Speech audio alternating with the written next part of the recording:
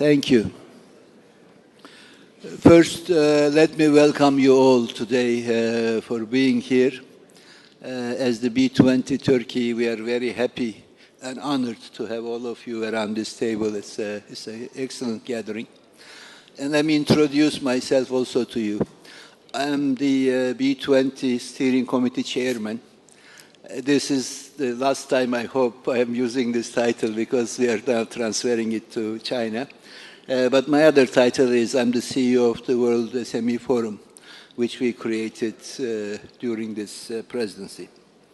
We have a very distinguished group of speakers and guests here. The structure of the meeting will be very tight, and we need to be as much as punctual as we can, because we have 75 minutes allocated to us for this event. And I will first ask the coordinating chairs of the task forces to speak 5 to 7 minutes about their task force findings, recommendations, which will be an introduction to be used when we are meeting with the presidents tomorrow. And then I will ask also a group of speakers to talk about 2 minutes each to raise their issues and see how we can fine-tune the topics for tomorrow. After that, we will open it to the floor, and we will get inputs from yourselves to basically finalize the messages that we are going to give to the leaders during tomorrow's meeting. So without losing further time, I'll ask first Mr. Özyeğin, who was the chairman of the Financing Growth Task Force, to give us his brief summary of the issues that he thinks that should be raised during tomorrow's meeting. Mr. Özyeğin. Thank you, Mr. Chairman. First of all, I would like to thank all of the, both Jose Manuel, who has been my from the executive board member of BBVA, who has been very helpful to as my co-chair, and Korkmaz Dilkorer, who was my deputy during this whole 12 months. And also, obviously, I'm also grateful to some 100+ task force members, or some of them are present here, for all their contributions during our evaluation process, as well as to our knowledge partner, the Boston Consulting Group, and also obviously the General Secretary of the B20 Task Force, headed by Sarp Kalkan and his very able team that has guided us through this one-year journey. Obviously, financing growth is the most important element in job creation. When we look at the job creation in all countries, not just G20 countries, we see that jobs are basically created by SMEs and newly formed companies. In other words, when we look at, for instance, job statistics in the United States, major companies after Lehman crisis in 2008 have actually reduced their workforce because of technology and learning how to do business with fewer employees, so on and so forth. And those jobs that have been lost by the major industrial companies and corporates have been compensated for by SMEs. So the Turkish community has, B20 community has successfully worked on the issues and recommendations delivered to Turkey actually by the Australian presidency, with a specific emphasis on enhancing implementations of the recommendations developed by the task forces. Our task force actually identified 6 recommendations, 4 of which are on facilitating the financial inclusion of SMEs, and the other 2 are actually regulatory issues, and I will ask my co-CEO, Jose Manuel, to elaborate on those issues. First, we are recommending B20 to make information on SMEs, creditworthiness, more available by enforcing standard reporting framework to streamline data sharing, and establishing credit bureaus and collateral registries to facilitate data collection and storage. As you know, a lot of you are bankers here. There are credit bureaus about individuals and consumers, but very few credit bureaus exist for SMEs around the world. And then obviously facilitating operation of scoring and rating agencies to mine the SME credit data and make educated creditworthiness assessments. A leading example of our first recommendation is the standard business reporting procedures in Netherlands, which is estimated to generate savings of 0.2% of GDP by reducing the burden of government reporting, corresponding to 1.7 billion euros by 2014 figures. Secondly, we recommend to reduce riskiness of SME financing, which can be achieved by continuing offering SME credit guarantee programs with clear targets and selection rules, passing secured transaction laws to allow for broader definition of assets as collateral, and then offering tax incentives by favoring balance sheet equity. A good example of this tax issues has been implemented by the Obama government in the United States. The U.S. Section 179 Tax Deduction and Depreciation Investment Program, targeted for small businesses in the United States, which allows deduction of investment costs in qualifying property and equipment. Also, the Irish Direct Government Lending Program, which aims at lending up to 4 billion euros to SMEs with support from German KfW and European investment banks, are also 2 good examples how commercial banks can cooperate with quasi-governmental institutions and financial institutions in making these reality. And the Italian Central Guarantee Scheme, which provided 19 billion euros in guarantees and facilitated 32 billion euros for SMEs between 2014 and 2012 and 2014, are also good examples of reducing SMEs' credit risk. Third, we recommend the broadening and deepening of SMEs' access to alternative sources of funding.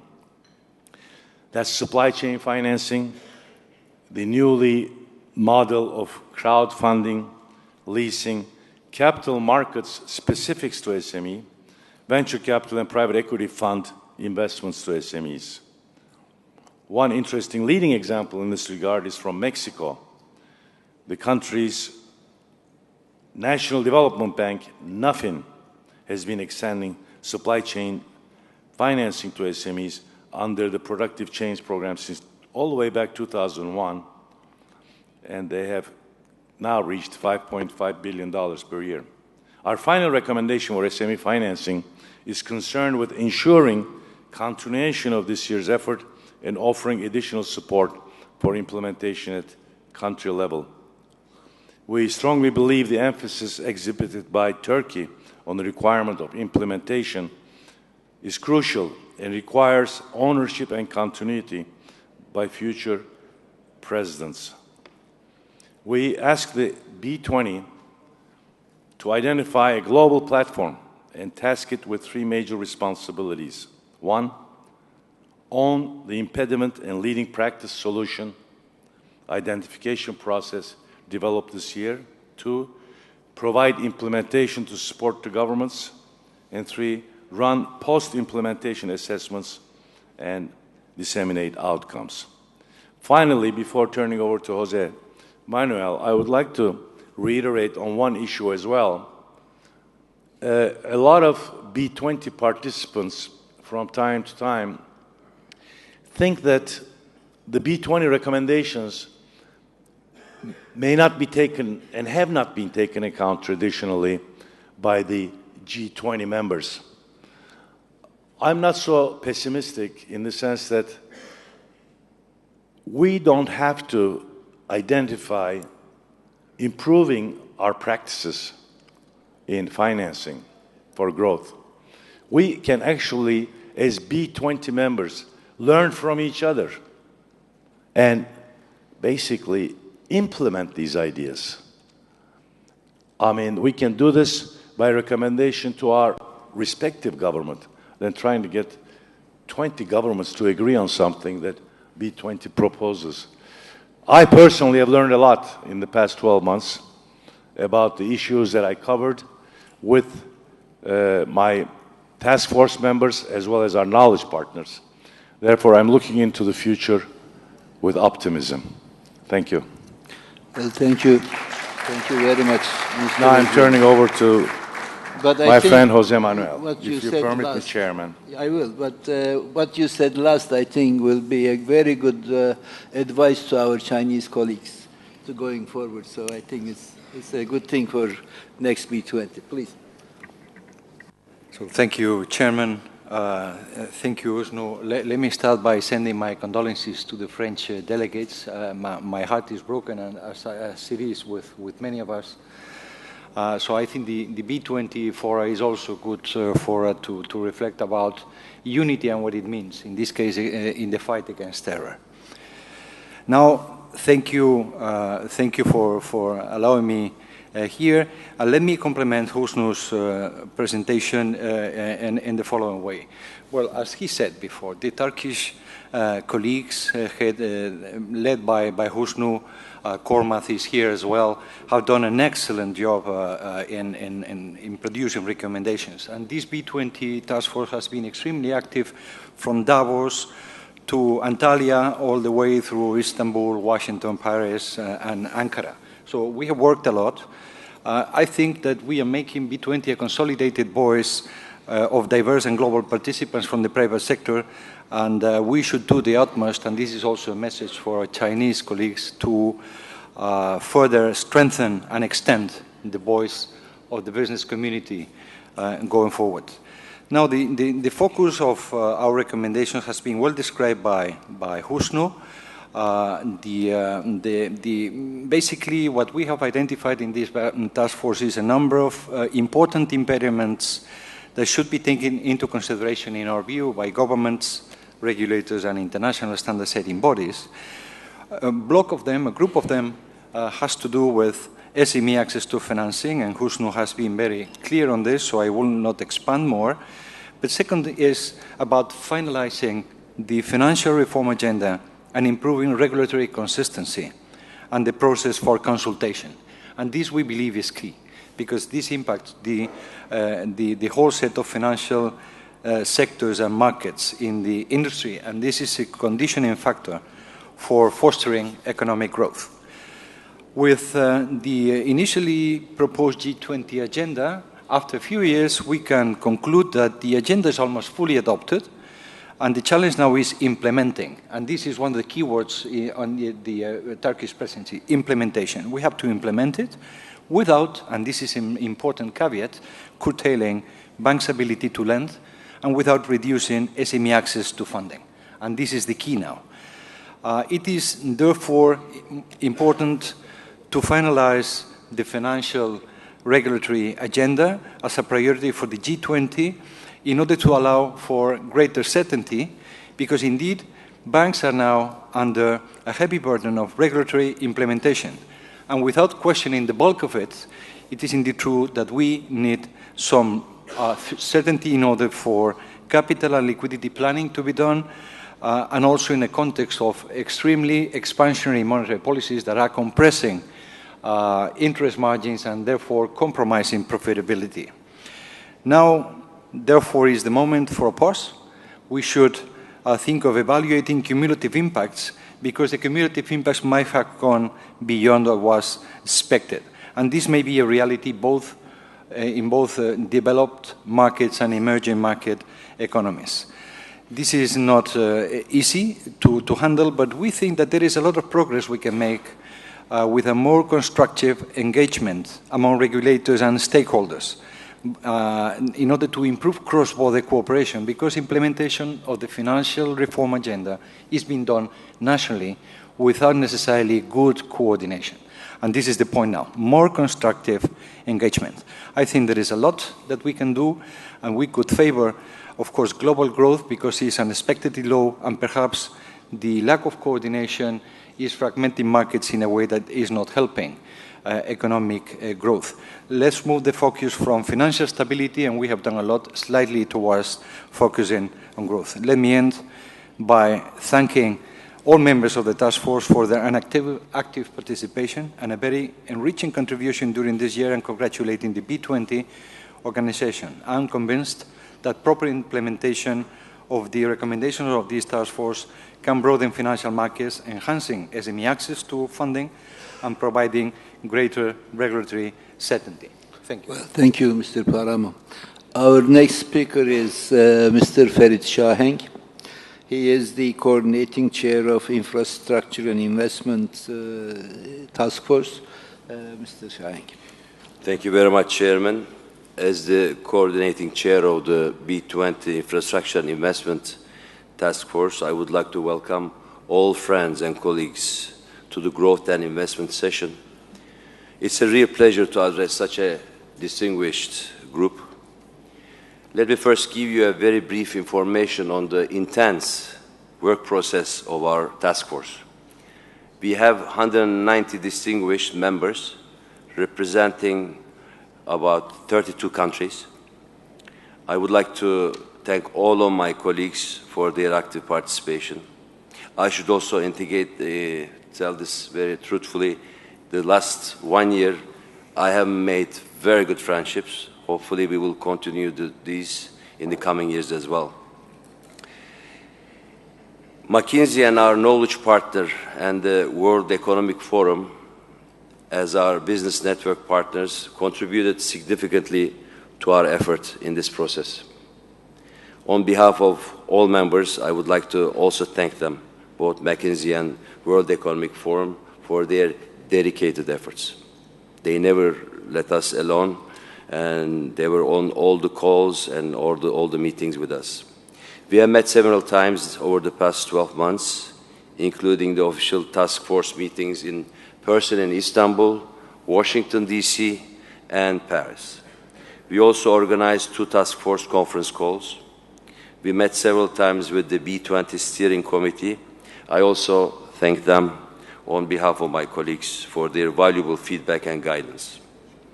Last but not for the least, we have conducted a successful advocacy process.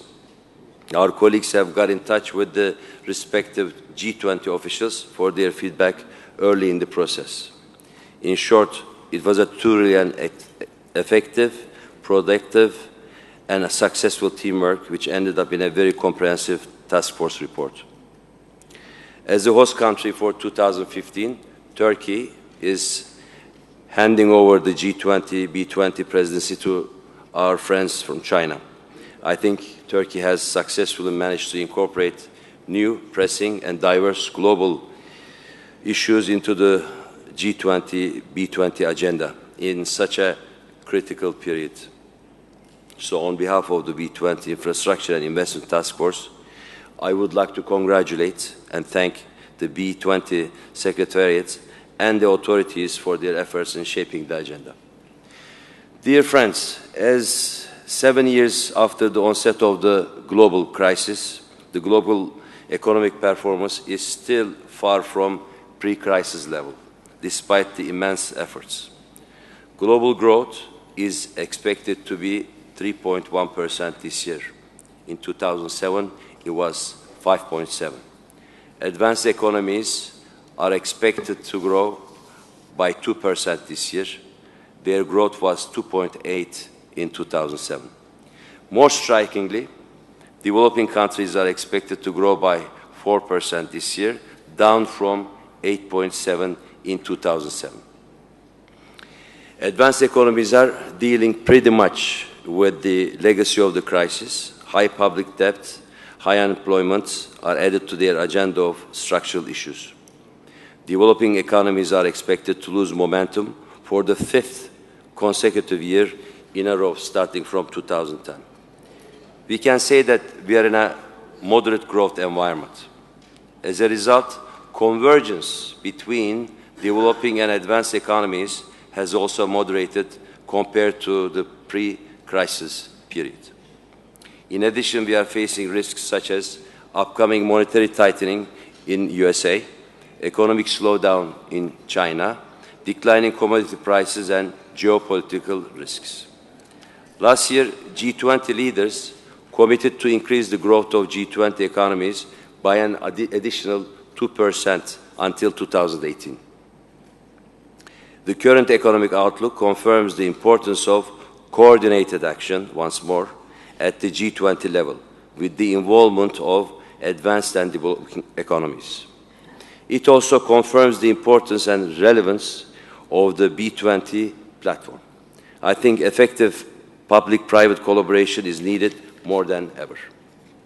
Indeed, B20 Infrastructure and Investment Task Force has focused on ways to enhance public-private collaboration this year. We were aware of the fact that there is a very strong case for global increasing infrastructure investments in the current global environment. First of all, in the context of moderate global growth, infrastructure has a key role to boost growth. We all know this.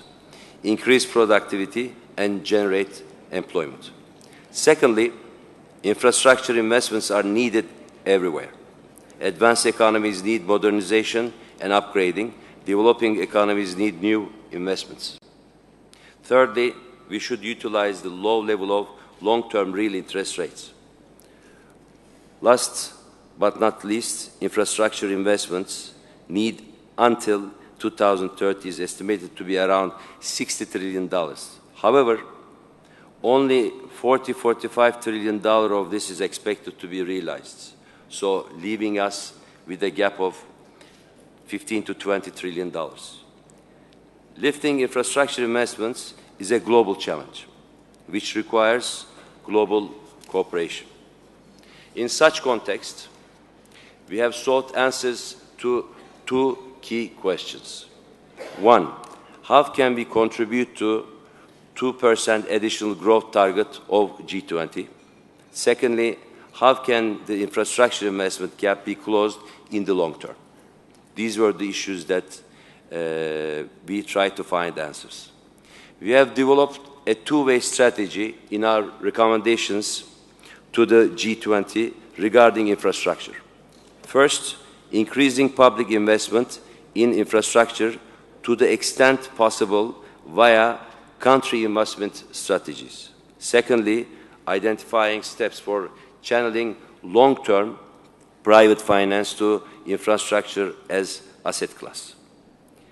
Country-specific infrastructure investment strategies we went through like this.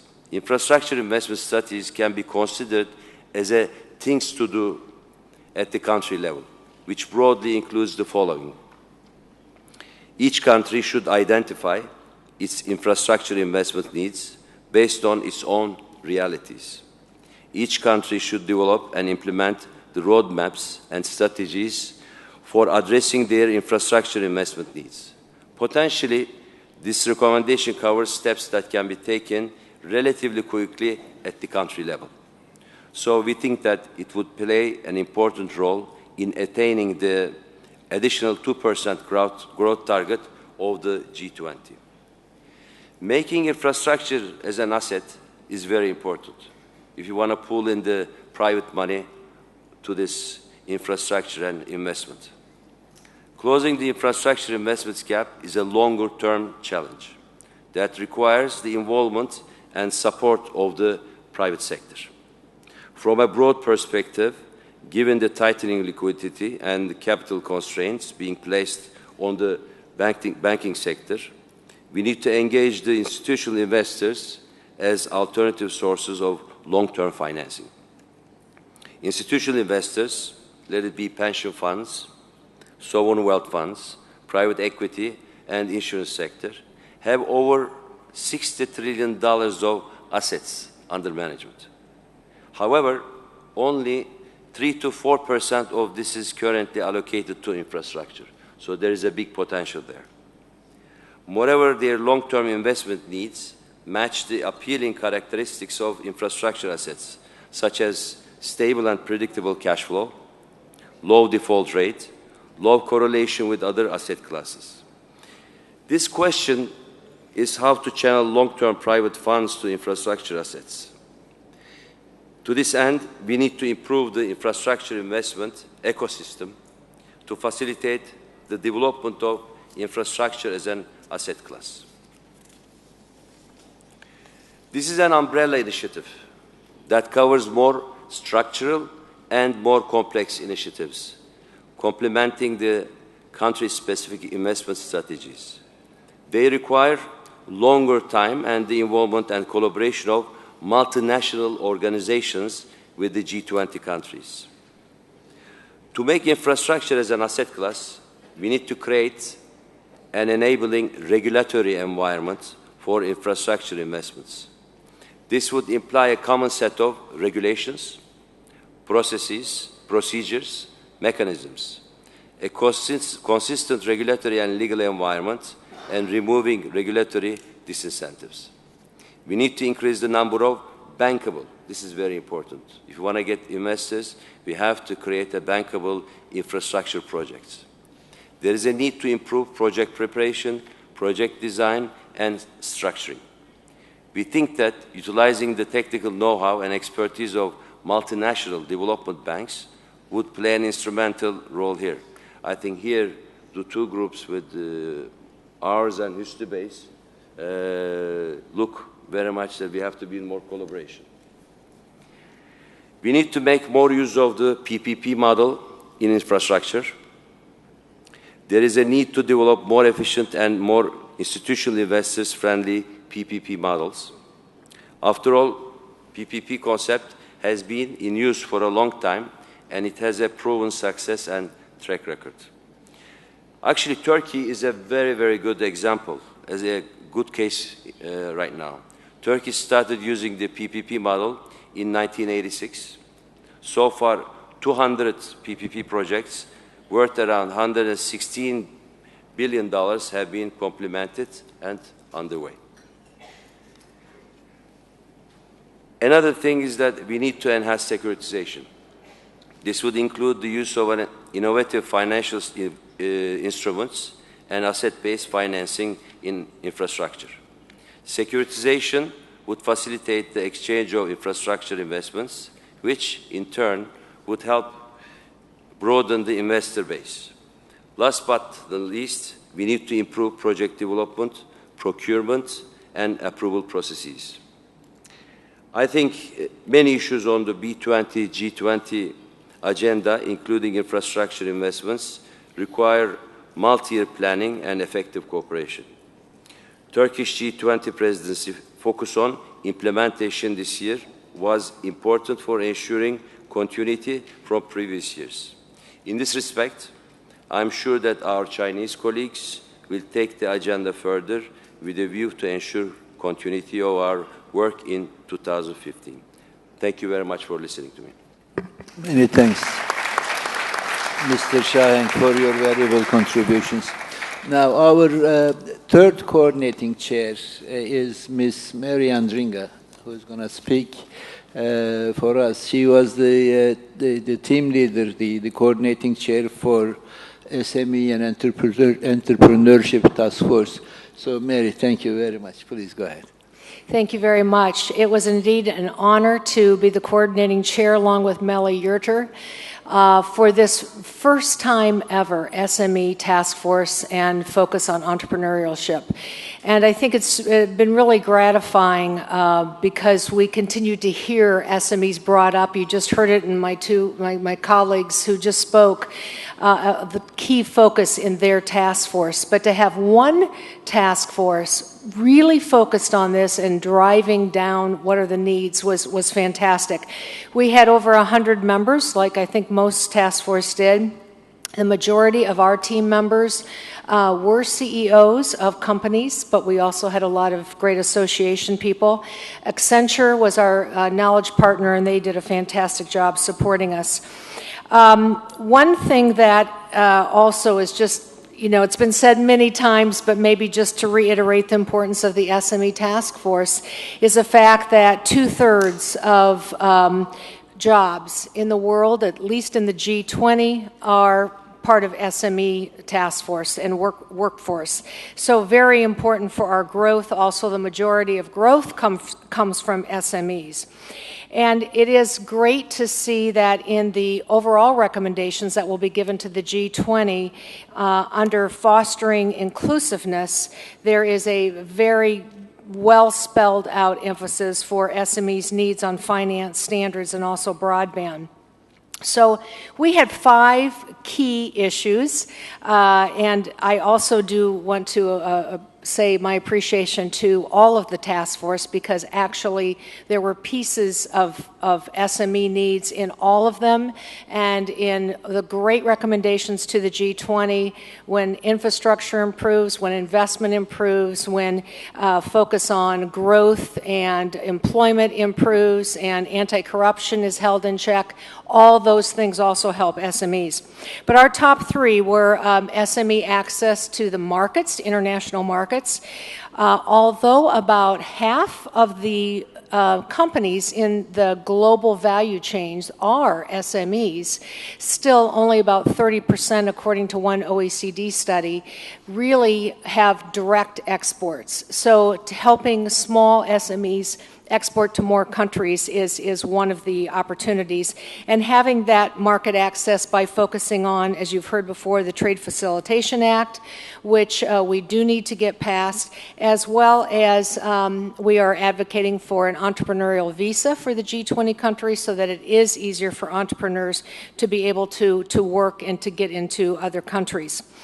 The second area is access to finance, and you've already heard several great references, again, just from one of my colleagues, on the importance of trying to make it easier for SMEs to get the finance. According to some studies, there's $3.2 to $3.9 trillion of unmet need, and about $2.5 trillion is really in the developing countries. And if we could find some of those the finances for the needs of SMEs, we really would see some great growth and some explosion, which would help all the G20 countries. So in finance, we're really focused on helping the SMEs find some of the things that were just mentioned, whether it be crowdfunding, the supply chain financing, and also really just reducing the riskiness of financing for SMEs would be very key.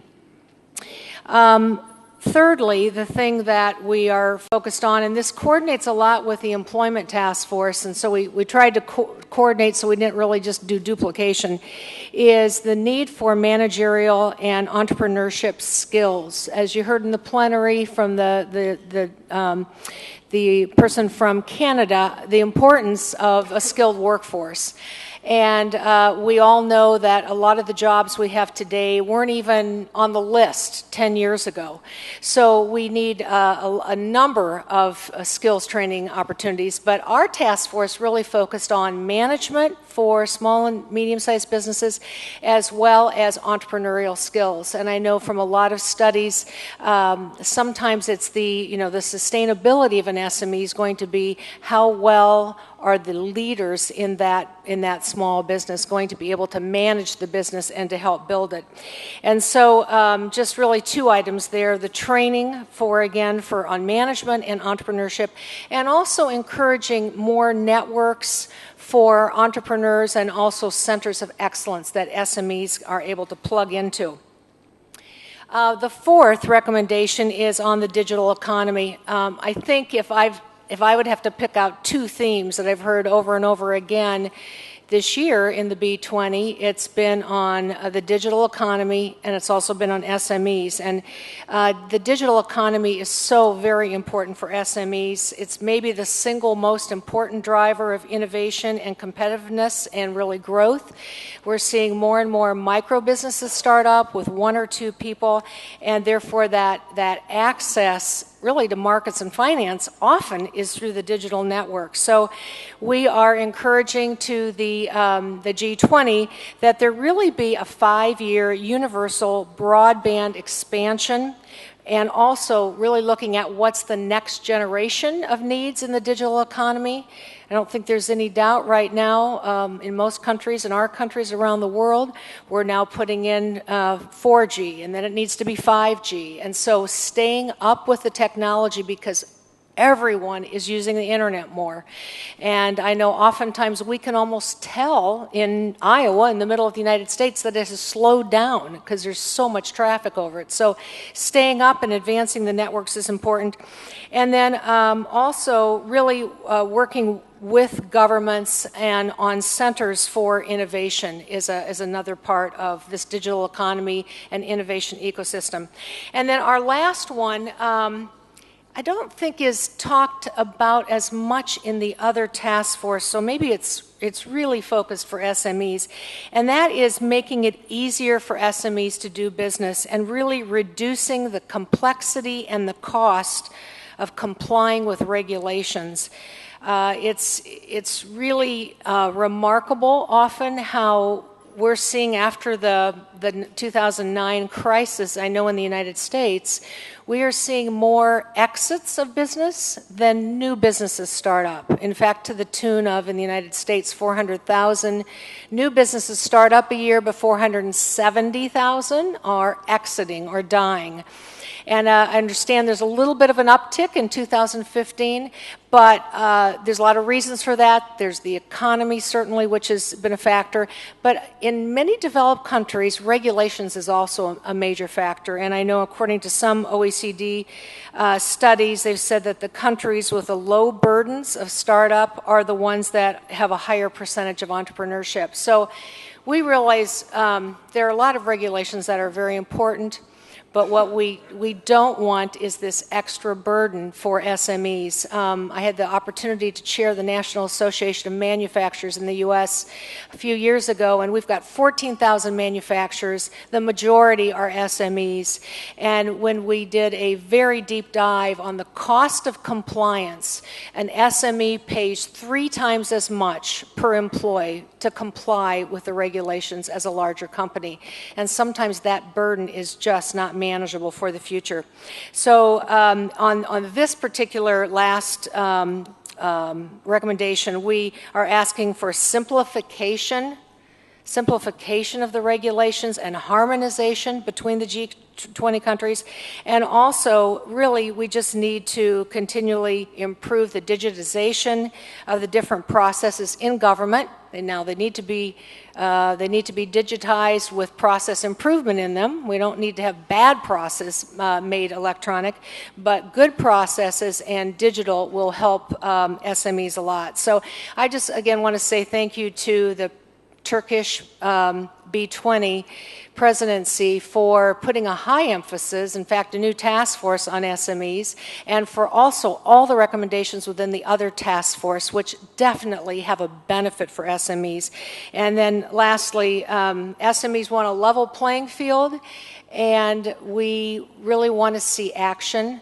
A lot of talk, a lot of good thoughts, but I think SMEs are hands-on, get-it-done people, and that's what we hope to see in the next coming years. Thank you very much.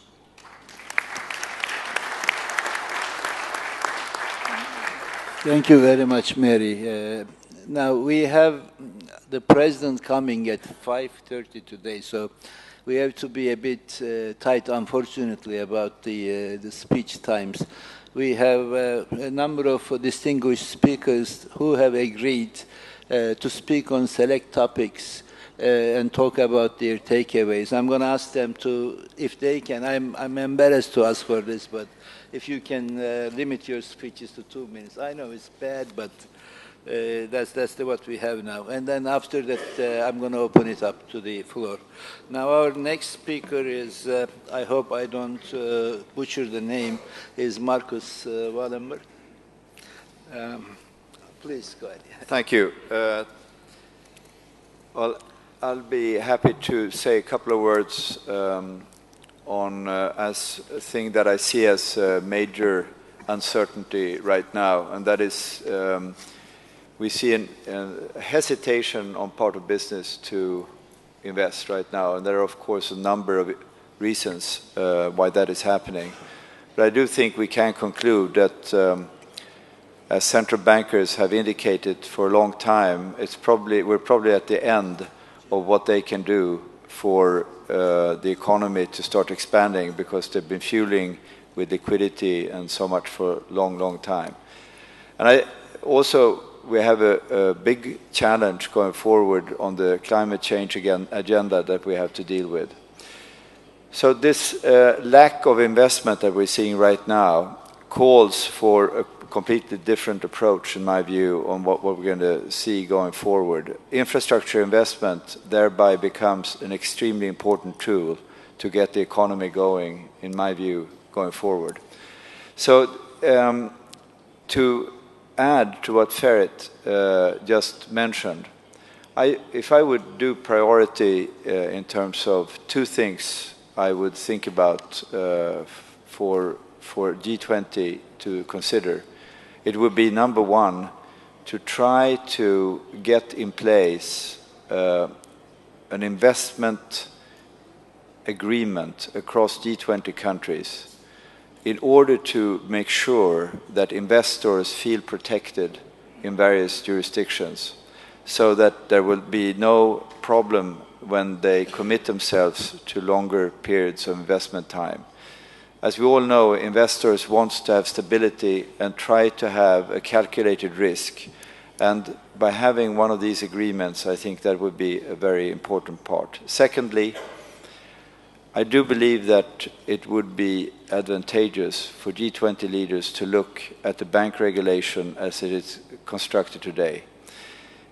For example, if you look at the case of infrastructure, which is very much dependent for the first couple of years before long-term financing comes in, bank support, bank financing is very, very important. Under the current regulation, under the Basel III regulation, it is very costly and not very easy for banks to get involved at a major stage. But this is a very technical issue. It has been under development for a long, long period of time. Regulation is constantly changing. But if I would look at two items for G20 consideration, it would be those two. Thank you. Thank you very much. Our next speaker is Mr. Gerard Mestrale, and he will talk about energy and climate investments. Thank you, Mr. Chairman. Being French, I would like first to thank the participants for all the messages and condolences sent to France and to my company, ENGIE. This is a real tragedy.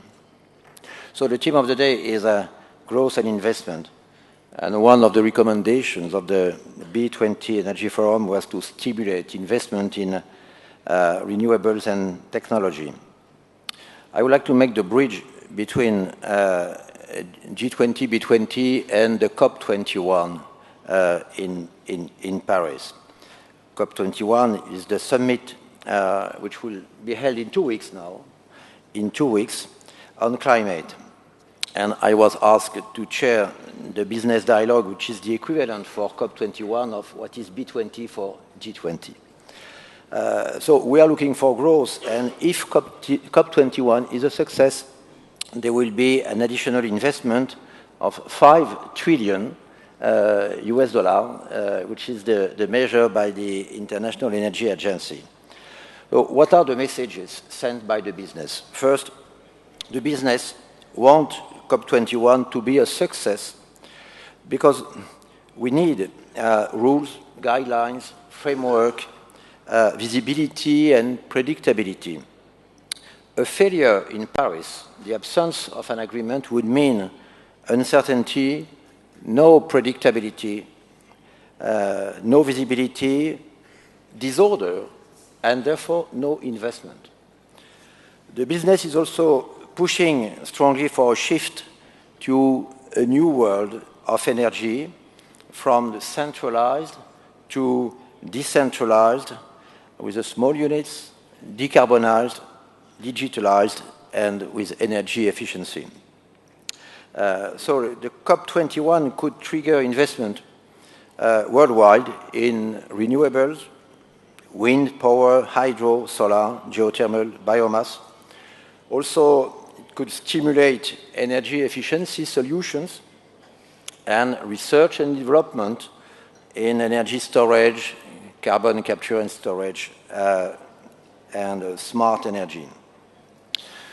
The business, and this is a strong message, is strongly calling for a global carbon pricing, which does exist already in Europe, in California, in Quebec, in Chile, and also in 7 cities in China, in all China, in 2 years now. For business, carbon pricing is the mean to integrate and quantify the climate issue in their investment decisions. The private sector will have to invest directly 70% of the total funds needed for climate change. So to make this huge potential of growth a reality and also control global warming, we need a success in COP21, a global carbon pricing, we need a carbon signal. We need also appropriate funding, green bonds, equity funds, and all infrastructure financing solutions that have been presented by Ferrit. And we need also to collect 100 billion US dollars per year from the north to the south to help developing countries to catch up. Thank you. Thank you very much. Much appreciated. Now I'm going to ask Alexander Shokin to talk about international investment principles that are related to FDI. Thank you. Thank you very much, Mr. Chairman. In accordance with Division of Labor, I was asked to speak just about the international investment principles related with foreign direct investment. I'd like to mention that in accordance with the calculations of UNCTAD, there are more than 3,250 bilateral investment treaties and other investment agreements. And I would like to say that G20 members are the most active countries to reach these agreements. The leader is Germany, about 200 agreements, and the average number for each member of G20 is about around 100 agreements. Of course, it's very positive that we have agreements between different countries. It's provide some safeguards and investment defense, but at the same time we have fragmentation of the rules, and we have as a result some problems which are concerning the business and investment community.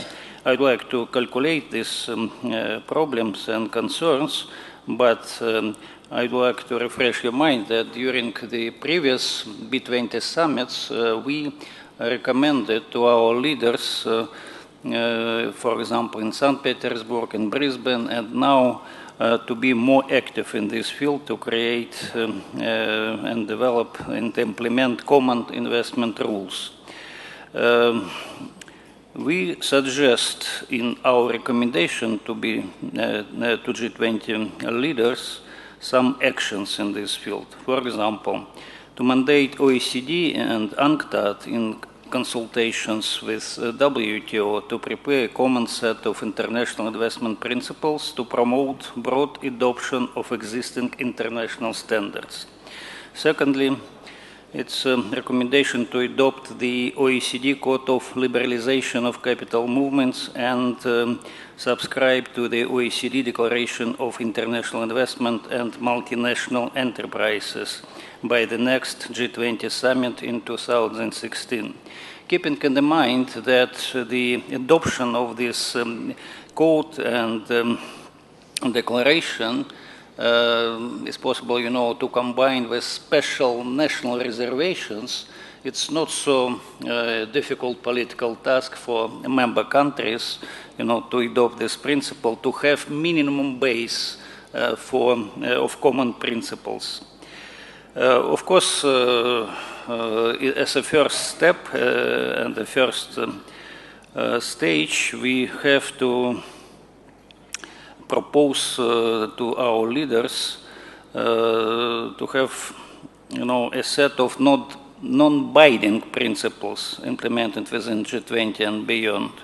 And after that, we will have the, field of our further work to spread these principles as perhaps binding principles. In any case, we believe that it's G20 mission to create and to develop joint principles, and we as a business community are interested to work in this field later during Chinese presidency and unfortunately in more long-term future. Thank you. Thank you, Mr. Shouki. Our next speaker is Antonio Brufo. He's going to talk about country-specific infrastructure investment strategy. Thank you. Thank you. As our chairman of the task force has already mentioned, there is a big gap between projected infrastructures and the ones that are needed. And that it's going to impact negatively the growth of the planet. So in order to correct this imbalance, the task force think that the responsibility has to go to country by country. Countries should develop its own spending plan according to its context. All of them has different starting points. I mean that they have different infrastructure stocks and different levels of need for investments. So in order to solve this imbalance, we think that the countries country by country should define some actions. Some of these actions are identifying the infrastructure investments that they require, defining strategies and action plans for infrastructures, obviously giving a significant role to the private sector, reviewing and prioritizing the optimization of existing assets before going ahead with new assets, improving the existing assets, publishing an integrated pipeline of major greenfield infrastructure projects, publicly and privately financed, including analysis of cost-benefit, business model evaluation, etc., etc. And finally, conducting a systematic review of existing assets and publish a transparent list of brownfield infrastructure assets that require ownership changes, with evidence supporting the expected economic and social benefits, including evaluation of capital recycling initiatives, through the sale of brownfield assets to increase private investments in infrastructure. And last, I think that as Marcos has mentioned, I think that it's very important to promote the investments abroad, is that we need to strengthen the international framework for investment protection. I mean, the G20 should help all the private companies to invest abroad with the safety as we were investing in our own countries. Thank you. Thank you, Mr. Brufo. Our next speaker is Mr. Sumit Mazumder. He's going to talk about the slowdown in emerging markets and its impact on global growth. Thank you, Chairman. Good afternoon, ladies and gentlemen. I'm going to talk about, how growth is a concern, and more importantly, sustainable growth, because we have spurts of growth. Sustainable growth is a concern. And what has already been talked about, I'm going to talk about that, is two impediments have been the level of infrastructure and investments. These are two areas that need really the attention of B20 and then the G20. So, as was mentioned earlier today, that investments, for the level of investments required for sustainable growth, investments in infrastructure are about $15 to $20 trillion short. So now this investment needs to come from both the private sector and the governments, of course. There was talk about creating a global infrastructure hub. And I do believe that this needs to be pursued so that infrastructure is given the right attention and this is addressed. The second point I wanted to make is, especially for emerging countries need to become, for growth, need to become part of the global value chain. And I agree for this, the trade barriers need to come down, and somehow the emerging market has to get more integrated with the global markets on the issue of supply and value chain. Thank you very much, Chairman. Thank you. Thank you, Mr. Mazumbe. The next speaker is Eric Schweitzer, and he's going to talk about growth in Europe from German business perspective. And dear Chairman, thank you a lot for the word. I'm not Eric Schweitzer, I'm the head of his office, so I would just give you a short insight in his words, which he will conduct tomorrow. It turned out to be a difficult path for Europe in the last years. The debt crisis disclosed weaknesses in competitiveness. But by the end of this year, one can say that real reforms are creating real growth. The business situation is at least stabilizing. Most of the countries are following a slight growth path again, and this is due to the reforms and not only to a weaker euro currency.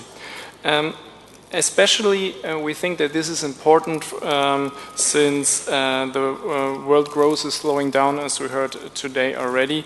But there is the urgent question of the businesses in Europe and in Germany not to stop in the middle of the way in reforming the economies in Europe, because there are still a lot of challenges ahead.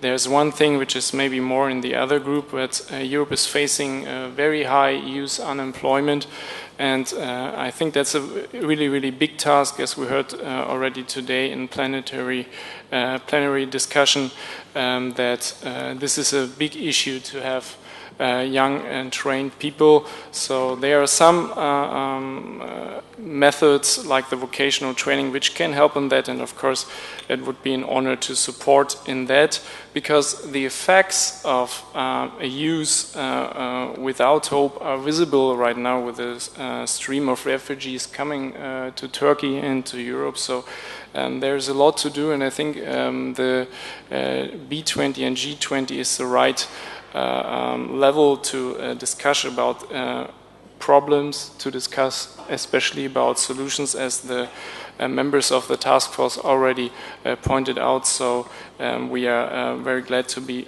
part of this, and especially since we learned yesterday there are so many challenges ahead that we have to work together, because only strong businesses can cope with the difficulties to come, refugees or terrorism. Thank you. Thank you very much. Mr. Kenichiro Yamanishi will talk about currency volatility and its impact on investment environment. I'll be surprised if you can do it in 2 minutes, but we will see. Thank you, Mr. Yamanishi. Thank you, Chairman. I'm Kenichiro Yamanishi of Keidanre. It is an honor to be given this opportunity to speak to you today. As for currency volatility and its impact on investment, From industry point of view, generally speaking, excessive volatility in exchange rate would be distort companies' investment decisions, thereby having a negative impact on the economy as a whole. It is hoped that exchange rate can be adjusted to reflect underlying economic fundamentals and remain stable. We, Mitsubishi Electric, believe that it is important to absorb the impact of volatility in exchange rate by pursuing local production for local consumption. We consider the establishment of local production area by area upon strategic necessity and rationality. Let me take this opportunity to speak about infrastructure investment in more details. Local legal systems are a key factor in corporate infrastructure investment. For example, private sector investment will be stimulated by setting up systems that improve the transparency of government procurement procedures, ease excessive local content requirements, and facilitate customs clearance for equipment and materials. Free trade agreement and the WTO agreement on trade facilitation play vital roles in this regard. Today, economic growth and rapid urbanization are currently driving enormous demand for infrastructure, especially in emerging countries. This will include meeting fast-growing demand for electricity and creating industrial parks to foster the growth of small and medium-sized enterprises. In this context, in May this year, Japanese Prime Minister Shinzo Abe announced the Partnership for Quality Infrastructure, which will utilize outstanding Japanese technologies to develop infrastructure as a platform for industrialization in various countries around the world. The Japanese business community will collaborate with the government in contributing to infrastructure development on a continuous basis. Electricity infrastructure, which is essential to both industry and everyday life, will be an initial priority. Emerging countries have a high level of dependence on coal-fired thermal power generation. Japan, the world-leading efficient coal-fired thermal power generation technologies, have a major role to play in securing stable electricity supply, while also reducing CO2 emissions. We are also confident that Japan's cutting-edge ICT-driven technologies could be utilized in fields including disaster management infrastructure, smart cities, and e-government. Thank you very much. Thank you. Our final speaker of this round is Mr. Fatih Birol. Mr. Birol. Thank you very much, Mr. Chairman. Good afternoon, ladies and gentlemen. I am the head of the International Energy Agency, and we are based in Paris. And as such, I would like to convey my deepest sympathy to the people of Paris, the beautiful and brave in Paris. So I wanted to register that, first of all. Second, I would like to thank the Turkish presidency for the first time having an energy ministerial meeting, looking at the energy issues in depth together with the business. I see that the Chinese government will follow the same pattern, and thanks to them as well. I would like to make 3 points, Mr. Chairman, which are, I believe, the key issues coming from the G20 presence of Turkey in terms of energy. First, the investments. Colleagues mentioned the electricity issues, but I would like to bring to your attention one very critical issue, which is the investment in oil and gas sector. This year, oil and gas investments worldwide declined 20%. And we expect this decline will continue 2016. It is the first time since 30 years these investments declined in 2 consecutive years. And lack of these investments may well have implications for the energy security for the next years to come. And as such, one of the issues for Turkey's presidency, linking energy investment, energy security, is, I think, something to be underlined. The second priority for Turkey was the inclusiveness.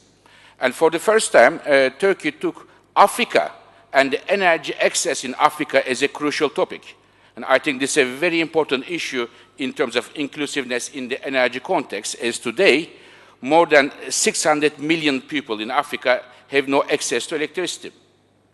In Africa, yes, we have investments, but out of $3 invested in African energy, $2 goes for the project to export African energy to other countries, and only $1 for the African domestic energy infrastructure. And as such, Turkey highlighting the issue, the mobilizing investment in Africa, I believe, is a very important one. Third and the last one is, Mr. Chairman, in the context of the sustainable development. Since the G20 in St. Petersburg, we have seen that the G20 put a lot of emphasis on the phasing out of fossil fuel subsidies and consumption, which are about $500 billion today, which is about 4 times higher than the subsidies or support we give the renewable energies. Putting the fossil fuel prices artificially low is a major challenge for renewable energies and energy efficiency. Therefore, the support coming from the G20 countries, phasing out the fossil fuel subsidies, is an excellent one. And I hope this, together with the support for the concerted efforts for development of renewable energies, will be a major output coming from this very G20. Let us do not forget that last year, in the electricity generation, 50% of all new power plants were renewables. The other fuels put together, coal, oil, gas, nuclear, was 50%, and renewables 50%. In order to world to reach its climate goals, we need to see more low-carbon technologies, renewables, efficiency, and natural gas playing a more important role, together with the clean coal technologies. Now, finally, Mr. Chairman, in addition to these 3 points, I would be very happy to see that the G20 leaders, as well as the B20 leaders, send a strong signal to Paris, not only their sympathies for the tragic events of yesterday, but also very strong support for an important and concrete outcome from the COP meeting, because the energy sector, which is responsible for the 2/3 of the emissions causing from climate change, needs a strong and clear signals from Paris. Thank you very much.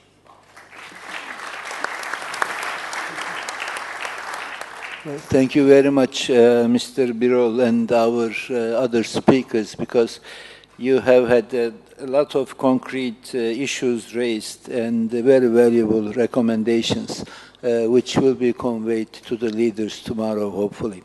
But also, not only we should stop with these recommendations at this stage, but I hope that our Chinese colleagues will take these issues and the recommendations and use it for next year when they take over the G20, B20 leadership.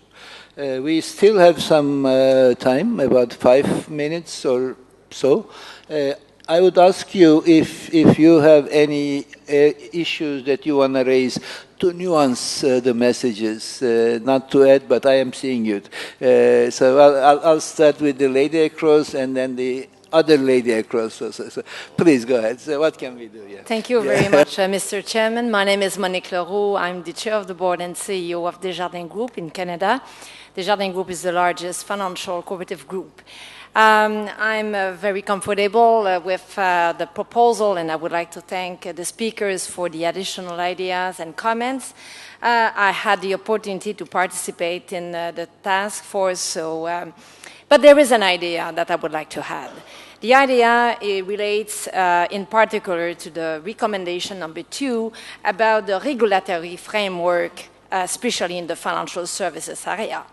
And what I would like to suggest is that very often the framework, the regulatory framework, is defined for corporate banks and do not take into account the fact that the cooperative organization have some characteristic and specific ways to deal with capital. So what I'm saying is that it is good to have a level playing field for everybody, that's perfect, but considering the fact that in many countries in Europe, in Canada, in the world, cooperative banks are really very close to finance SMEs in particular, I would consider maybe something for the next agenda in China to have this notion of having regulatory reforms considering the various business models that would include cooperative. Thank you, Mr. Chair. Thank you. I fully agree with you, being an ex-world banker doing financial sector stability work.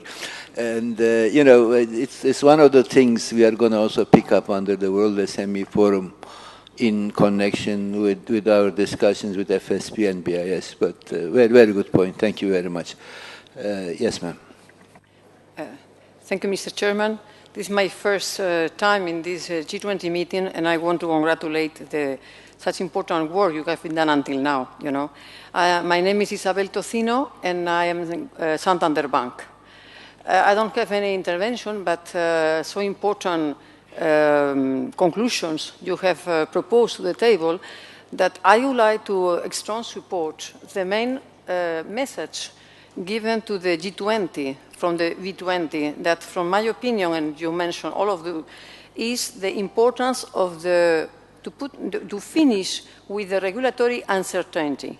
I think we need to finish this situation, because the impacts of regulation, and we already know how important it is indeed to have more capital and to be very conscious about risk and any kind of risk, But at the end of the day, as banks, we have so bad communication with the social situation at this moment.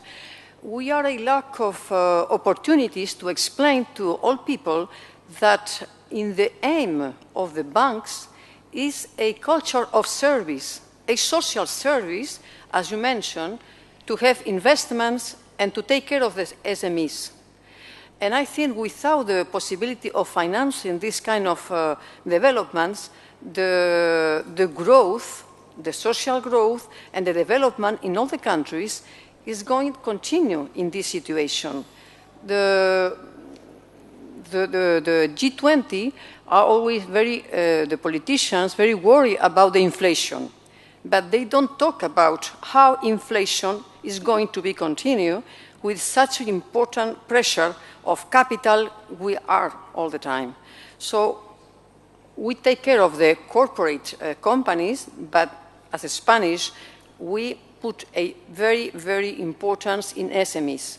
And as local bank and as universal bank, we can accompany the SMEs from the very beginning, helping them not only in finance, but making a lot of network, So I think it's a very important message to put to the G20 that it is not a question of profitability when we are talking about a stop with regulation and, as González Páramo explained, implementation. Is a question of social funding and helping people to developing. And I want to congratulate you as former Minister of Environment that people who has put together business with COP21, because I think it's very, very important to take care of the sustainable growth. And thank you very much for giving me this opportunity, and congratulate for all the work you have done as Presidency of Turkey. Thank you very much. Thank you. Ali Ibrahim from Bahrain. I have a message from Mr. Adnan Yusuf, who is the co-chair of Financing Growth Task Force. And basically, very briefly, he wanted me to convey his deepest and most sincere appreciation to Dr. Tunch and Mr. Husnu, and more generally to B20 and G20 for the support of Islamic banking and finance while it comes to integrate into international financial markets. The industry which has become now over $2 trillion, and it is helping SMEs all across the world, and most importantly in the emerging economies. So the support from B20 and G20 this year has been very instrumental, and I hope this continues next year and also at G20. And more importantly, another short note: big thank you for the B20 Energy Forum to look at various options on incentive mechanism to attract private investment for the economic development and infrastructure, including social credit mechanism. So I hope both of these initiatives, they continue to get attention and support from G20 and B20. Thank you. Thank you very much. On one point on the unintended consequences issue, when we talk to our colleagues on the other side of the table, the policymakers and regulators, they say prove it. We cannot have enough data to make the case at this point in time, and that is one thing that we need to work on altogether, I think. And we will put a considerable effort on our side to make sure that we have the ability to prove that there is important unintended consequences. Thank you. Yes. My name is Daniel Wiener. I'm the chairman of the Global Infrastructure Basel Foundation that promotes sustainable infrastructure.